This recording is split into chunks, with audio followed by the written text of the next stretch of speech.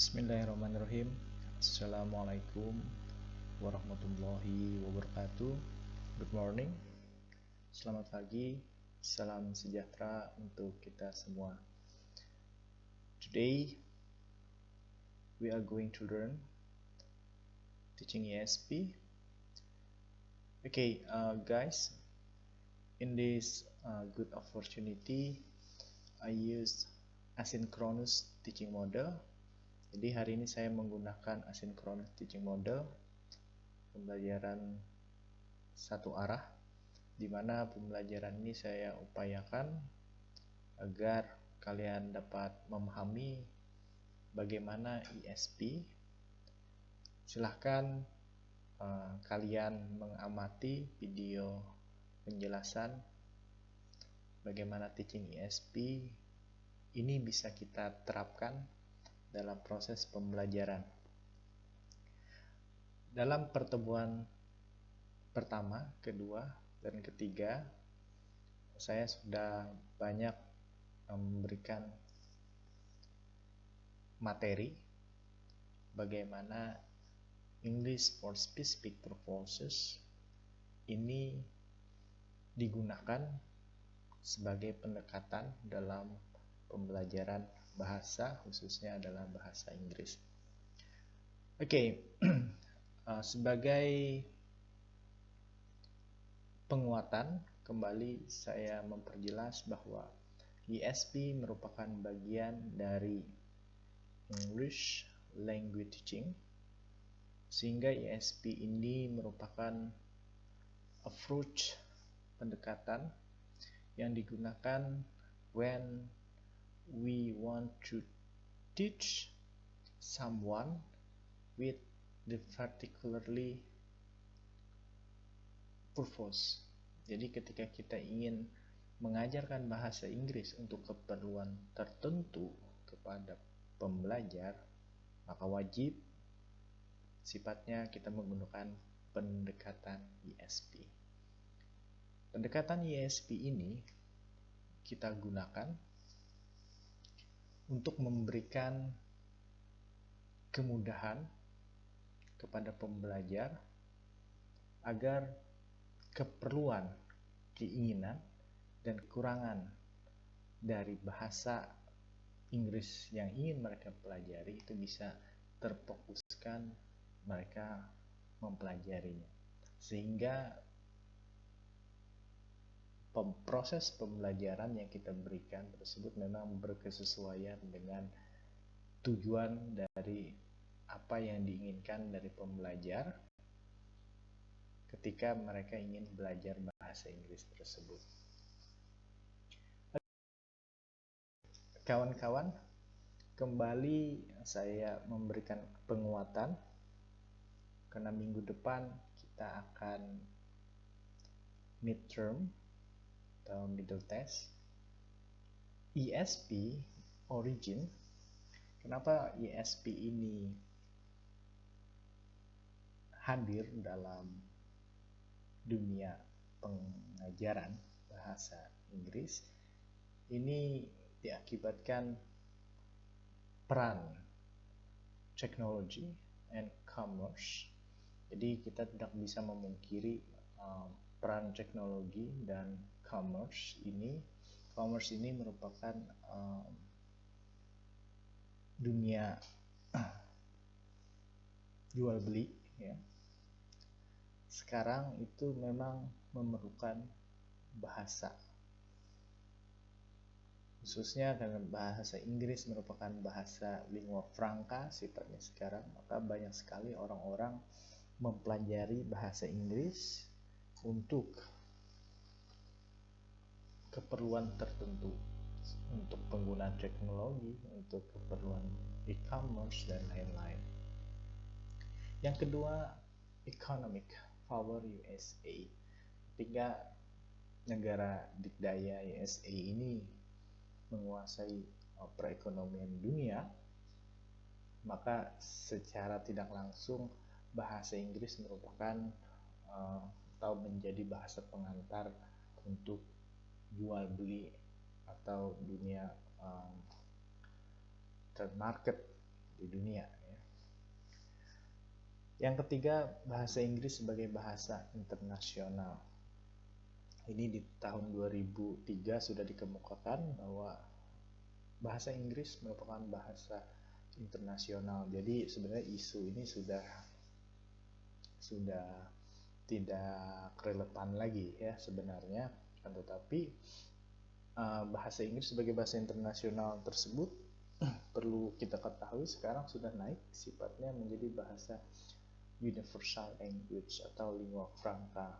Jadi bahasa Inggris itu menjadi bahasa pemersatu dunia sekarang, sifatnya every countries in the world can use English as their style, own style. Jadi setiap human di dunia ini bisa menggunakan bahasa Inggris dengan style mereka masing-masing ya.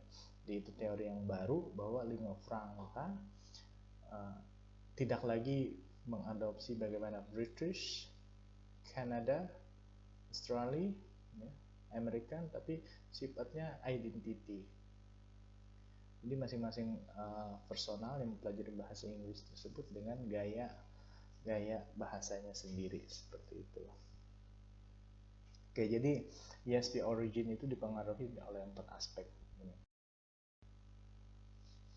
Oke, ketika kita disodorkan sebuah pertanyaan, what is ESP?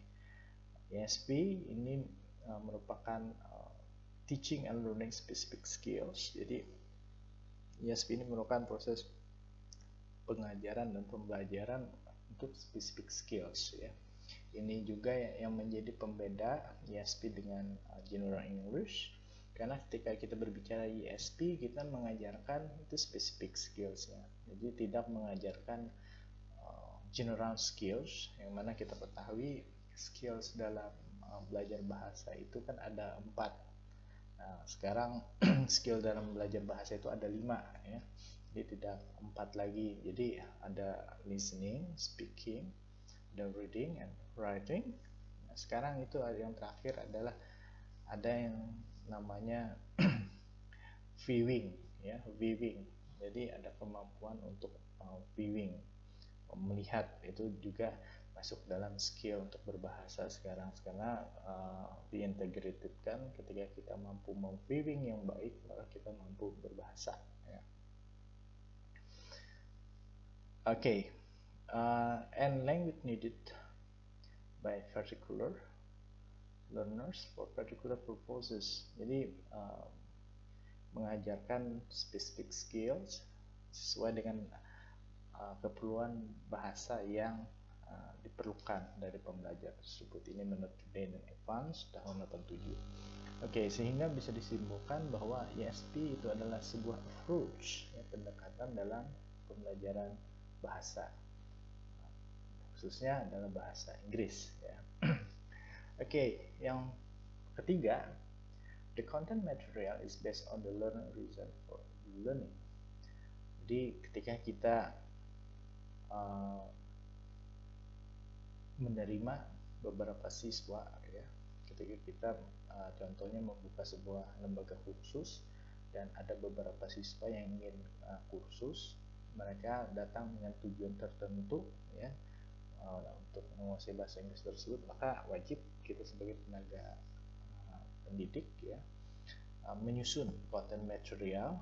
Itu materi pembelajarannya itu berdasarkan learner reason for learning ya. Jadi inilah ciri khas dari pendekatan ESP, di mana materi, metode, teknik itu akan berkesesuaian dengan their characteristic ya, dan reason why they want to learn ya. Jadi kenapa mereka ingin belajar disesuaikan dengan konten material. Jadi tidak bisa kita ketika mereka datang konten material itu based on our material. Misalnya kita sudah menyusun terlebih dahulu, tidak bisa. Jadi harus disesuaikan dengan keinginan, keperluan, dan kekurangan mereka dalam belajar bahasa tersebut. Oke, ini sudah kalian amati dan sudah kalian membaca juga di Google Classroom, di mana ESP versus General English. Perbedaannya ESP dan General English ini kembali saya sampaikan bahwa ESP itu mengajarkan specific skills, ya, dan General English itu designed for high school student. Jadi General English ini lebih pada pengajaran di SMA, ya, di SMA untuk yang General English, ya, dan juga General English ini mengajarkan overall English competence. Jadi listening, speaking, reading, and writing itu diajarkan semua agar menguasai keempat skills ini, ya. Dan kalau ESP itu hanya spesifik. Misalnya mereka memerlukan keahlian khusus dalam speaking, maka speaking dan listening ini akan paling banyak ditonjolkan. Tapi ketika they want to learn how to be writers, maka kita akan lebih menonjolkan mereka pada kemampuan reading and writing. Okay, and also including vocabulary, grammar, and pronunciation. Ya, ini diajarkan sepenuhnya pada General English. Nah, kalau ESP ini lebih pada vocabulary, itu yang lebih ditonjolkan, ya, hanya vocabulary dan specific skills di sana. Kalau grammar dan pronunciation itu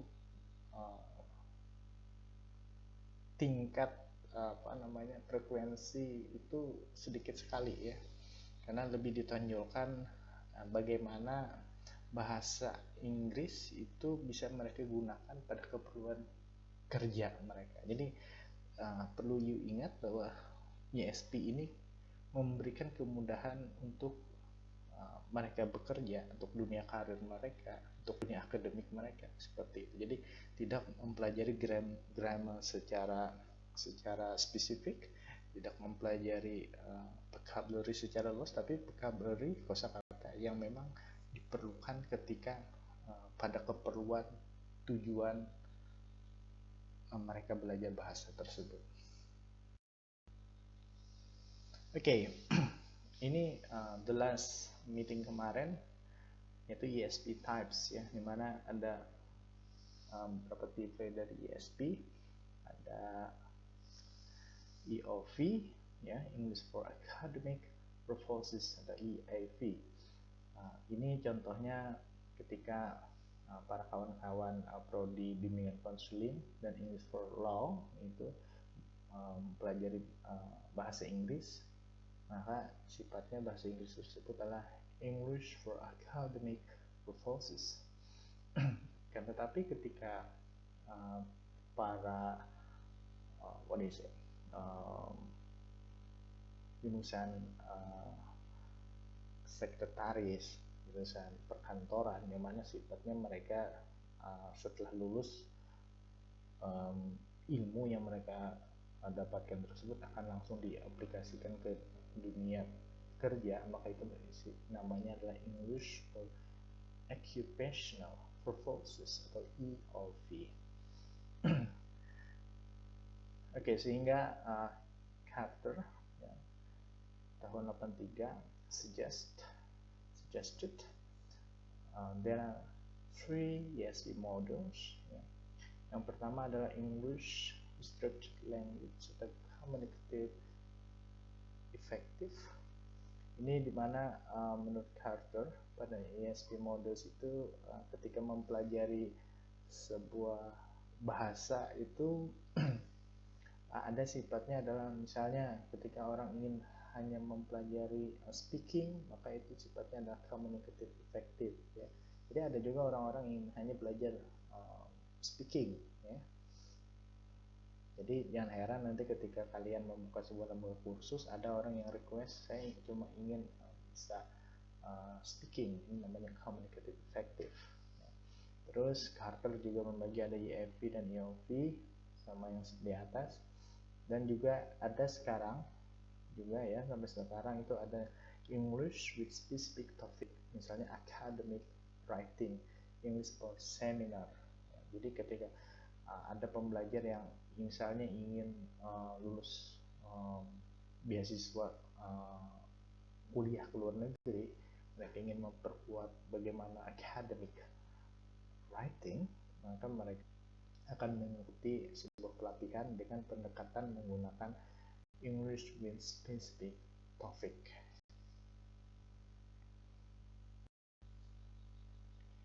Oke, sekarang pertanyaannya, what should we do first when we preparing our ESP class? Apa yang akan kita persiapkan ketika kita ingin mengconducting sebuah pembelajaran dengan menggunakan pendekatan ESP? What should we do? Oke, untuk menjawab pertanyaan ini, maka kita akan menggunakan istilah 3K ya.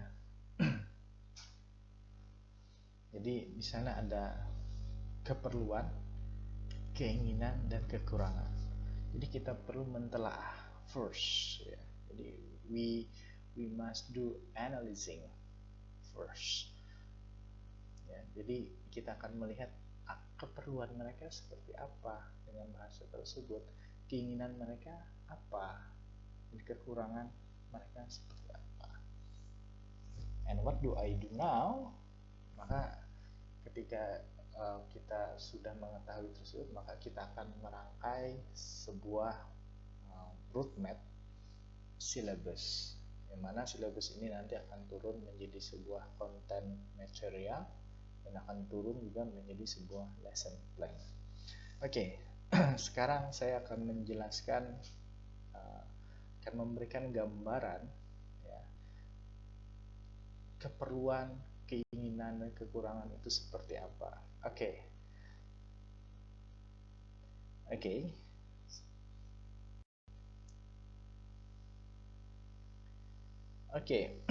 The first thing to do is to carry out a need analysis. Jadi namanya adalah need analysis ya. Jadi untuk mengetahui kekurangan ya, lack of students, untuk mengetahui necessity ya, dari students ya, untuk mengetahui wants, keinginan of students, maka kita must do need analysis, atau ada yang menyebutnya dengan skills audit. Oke, maka need analysis itu bisa kita terapkan dengan melaksanakan free course, melakukan interview, dengan menyebarkan questionnaire, atau dengan do discussions dengan calon peserta pelatihan tersebut. Ini setelah middle test akan saya jelaskan bagaimana menggunakan interview, questionnaire, and discussions dalam pengumpulan data. Oke, sekarang kita akan lebih memahami ya, bagaimana need analysis ya. Oke, the good analysis itu seyogyanya kita mengetahui ya, who are the learners in my ESP group. Jadi perlu kita ketahui ya, siapa sih yang akan kita berikan pelatihan. Oke, are they university students or a group professional employed by a specialist company? Dan kita juga perlu mengetahui apakah mereka berasal dari mahasiswa atau mereka berasal dari sebuah lembaga, institusi khusus atau perusahaan yang memerlukan keahlian berbahasa. Dan juga kita perlu mengetahui where do they come from, dari mana asal mereka. Jadi jangan sampai kita we don't know ya, where are they from ya. Jadi kita perlu mengetahui ya, where do they come from, and then how much information do I have about their age. Jadi kita juga perlu mengetahui usia. Ya. Kenapa kita perlu mengetahui usia? Ya, karena ini akan berhubungan dengan style dari teaching kita. Karena untuk mengajarkan orang yang berumur itu akan berbeda stylenya dengan mengajarkan yang masih fresh, ya. Maka kita perlu mengetahui, ya, usia mereka berapa, qualifications, ya. Jadi apakah mereka orang-orang S3, apakah mereka orang-orang S2, apakah mereka masih belum S1, itu perlu mengetahui karena ini akan berhubungan dengan experience. Ini akan berhubungan dengan pengalaman. Kita perlu menggali pengalaman belajar mereka sejauh ini seperti apa. Sehingga jangan sampai materi yang kita ajarkan itu terbuang cuma-cuma, ya. Berbuang cuma-cuma itu maksudnya jangan sampai pengalaman belajar mereka sebelumnya sudah banyak lebih dari apa yang kita latih. Jadi kita perlu mengetahui pengalaman belajar mereka sebelumnya seperti apa dengan bahasa Inggris, sehingga kita bisa meracik sebuah materi atau konten material itu yang jos, ya. Oke, yang kedua kita perlu mengetahui, are they paying for the course themselves or are they being sponsored by the employer? Kita perlu mengetahui, ya, apakah mereka dibiayai oleh sebuah lembaga atau institusi khusus atau dari perusahaan mereka, atau memang they want to learn, ya, by own by own sponsor, ya. Jadi memang mereka memsponsori diri mereka sendiri. Jadi kenapa kita perlu mengetahui ini? Ketika calon siswa ini datang dengan own motivation, dengan internal motivation, itu akan berbeda dengan ketika mereka datang karena memang mereka diperintahkan. Ketika diperintahkan oleh pimpinan sebuah lembaga, kita perlu mengetahui, kita perlu berkomunikasi dengan bos, ya, bos dari sebuah lembaga tersebut. Kita perlu mengetahui he or she expectation, ya. Jadi kita perlu mengetahui ekspektasi dari bos perusahaan tersebut, ekspektasinya terhadap learners ini seperti apa yang diinginkan. Itu harus connect. Jangan sampai nanti setelah pulang pelatihan tidak sesuai dengan ekspektasi dari yang membayarkan atau mau do promotions ini tadi, ya. Jadi kita perlu mengetahui, sehingga sangat penting sekali mengetahui apakah mereka datang dengan internal motivation atau mereka didorong oleh pimpinan dan dibiayai oleh pimpinan. Itu akan berbeda. Oke, selanjutnya do the learners in my group expect to be consulted in the process of the syllabus design, in which case the final course will be delivered through syllabus negotiation. Ya, jadi apakah learners tersebut perlu kita ajak bernegosiasi, ya. Ini namanya check-in members. Ketika hasil interview sudah kita interview mereka dan kita sudah mengumpulkan data bahwa materi ini yang akan nanti kita ajarkan, kita perlu berkonsultasi dengan mereka, ya, bernegosiasi apakah yang kita susun materi tersebut sudah sesuai dengan yang mereka inginkan, sudah yang sesuai dengan yang mereka perlukan, dan sudah sesuaikan dengan yang kurang mereka kuasai selama ini, seperti itu. Oke, selanjutnya my ESP learners homogeneous in their skills. Ini sangat perlu sekali kawan-kawan untuk mengetahui apakah di kelas yang baru ini skillsnya itu berbeda-beda, apa semuanya sama, ya, atau they are mixed ability group. Nah, ini akan berpengaruh kepada style kita mengajar, ya. Kita akan mengetahui seperti apa skill mereka, apakah semua sama dari nol, apakah ada yang berbeda. Nah, seperti ini. Oke, selanjutnya, does any member have a speaking profile? Ya, different levels of ability and performance in speaking, writing, reading, and listening. Jadi apakah mereka memiliki sikap yang arogan juga ya, karena jujur yang namanya mempelajari bahasa ini tidak bisa seperti memberikan sebuah telapak tangan ya. Jadi kita perlu mengetahui bagaimana profil mereka, dan juga perbedaan dari level itu perlu kita lihat bagaimana performance-nya, speaking-nya bagaimana, writing-nya seperti apa, reading seperti apa, dan listening seperti apa. Sehingga yang terakhir ini, are the learners self-aware enough to inform me of this analysis questionnaire. Jadi sehingga apakah mereka mau ya menginfokan ya, apa-apa saja yang mereka perlukan melalui kuesioner. Itu perlu kita tanyakan juga persiapannya.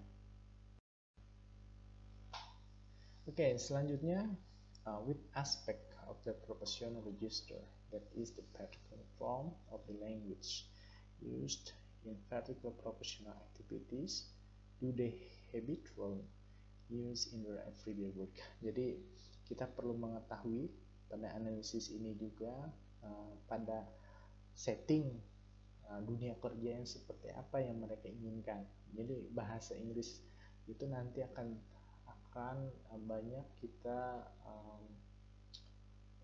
do role play ya, atau simulasi menggunakan bahasa Inggris dalam setting dunia kerja atau karir yang ingin mereka perkuat. Okay, for example, engineers need to write internal memos. Jadi contohnya misalnya kawan-kawan yang berkuliah atau dalam pelatihan engineers itu need to write internal memos. Jadi mereka memerlukan kemampuan dalam menulis ya, memo, reverse funding applications dalam pelaporan sebuah aplikasi, atau misalnya tenaga keperawatan memerlukan kemampuan untuk menulis ya, sebuah summaries of patients record, menulis sebuah rekam jejak dari patient dalam bahasa Inggris ya. Jadi kita perlu mengetahui mereka inginnya belajar bahasa Inggris itu untuk keperluan yang seperti apa dalam aspek ya dia profesional bekerja yang seperti apa ya. Ini beberapa contoh bisa dibaca ya. Oke, selanjutnya, does the client or the organization who has commissions the ESP course also have funds for the design new material as supplement but can't be readily found in published course book. Jadi kita perlu juga bernegosiasi ya dengan pembelajar tersebut, apakah hasil dari data yang kita dapatkan dari need analysis tersebut boleh kita publish menjadi sebuah buku ya. Kalau kalian pernah jalan-jalan ke Gramedia, di sana kan banyak contohnya misalnya buku English for Biology, English for Agriculture, itu merupakan hasil dari need analysis dari sebuah pelatihan. Maka sebelum menjadi course books tersebut ya, maka wajib ada sebuah negosiasi dengan klien apakah ketika itu menjadi sebuah publish course book mereka akan mendapatkan komisi atau tidak ya. Jadi karena itu merupakan sebuah hak cipta ya. Oke, selanjutnya, where and how will I deliver in the ESP course ya, jadi perlu kita di mana akan belajar ya. Terus juga, what impact will this have on the process of learning and teaching ya. Jadi dampak apa yang akan mereka inginkan dari proses pembelajaran, itu perlu kita tanyakan sehingga kita bisa mempersiapkan style pembelajaran yang memang berkesesuaian ya. Terus lagi, will the learners have enough time for self-study, homework, after classes? Jadi dalam menggunakan pendekatan ESP ini memang harus selalu berkesesuaian ya. Kita tidak bisa menyesuaikan dengan keinginan kita. Misalnya kita akan memberikan sebuah homework, kita perlu bertanya dulu, apakah classes ini orang-orang yang sibuk atau tidak ya. Jadi kita harus sesuaikan. Ketika mereka adalah orang-orang yang sibuk, maka kita bisa meracik atau mendesain seperti apa homework tersebut agar tidak terbentur dengan kesibukan dunia kerja mereka, seperti itu. Oke, sekarang analisis yang bagus juga ya, kita mengetahui learning style. Learning style dari siswa tersebut yang seperti apa? Apakah gaya belajar yang suka melihat dan mendengar, atau mereka suka mendengar saja, atau menyukai gaya belajar yang kinestetik ya. Kinestetik itu gaya belajar yang sifatnya bersemangat ya, bersemangat. Jadi gaya belajar yang bersemangat. Atau mereka suka belajar yang sifatnya dengan ICT oriented, gaya belajar, oh ternyata mereka menyukai pembelajaran yang sifatnya online. Bisa kita gunakan gaya pembelajaran online sesuai dengan style mereka. Ketika kita ketemu dengan orang-orang yang sudah berumur dan mereka tidak menguasai ICT, kita tidak bisa memaksakan. Makanya kita perlukan analisis. Oke, selanjutnya, to what extent am I familiar with the specific subject matter, nursing, marketing, and will the learners provide me with some special material? Sekarang yang terakhir ini adalah pertanyaannya, sejauh manakah penguasaan kita terhadap materi dari spesifik pembelajaran tersebut, misalnya nursing, marketing. Maka kita perlu meminta buku-buku dari mereka ya, misalnya buku-buku dunia kerja mereka, agar kita bisa menyesuaikan materials dari their work that we can use in the classroom ya. Jadi kita harus tahu dunia kerja mereka yang seperti apa ya. Jadi keuntungan tenaga pendidik yang menggunakan pendekatan ESP yaitu kita bisa sambil belajar banyak sekali kosakata keperluan dunia kerja secara khusus. Kita banyak akan mengetahui informasi umum dari dunia kerja mereka seperti apa. Jadi sangat menarik sekali pembelajaran bahasa, khususnya bahasa Inggris, menggunakan pendekatan ESP ini. Oke, kawan-kawan, materi ini merupakan materi sebagai bahan untuk the test minggu depan.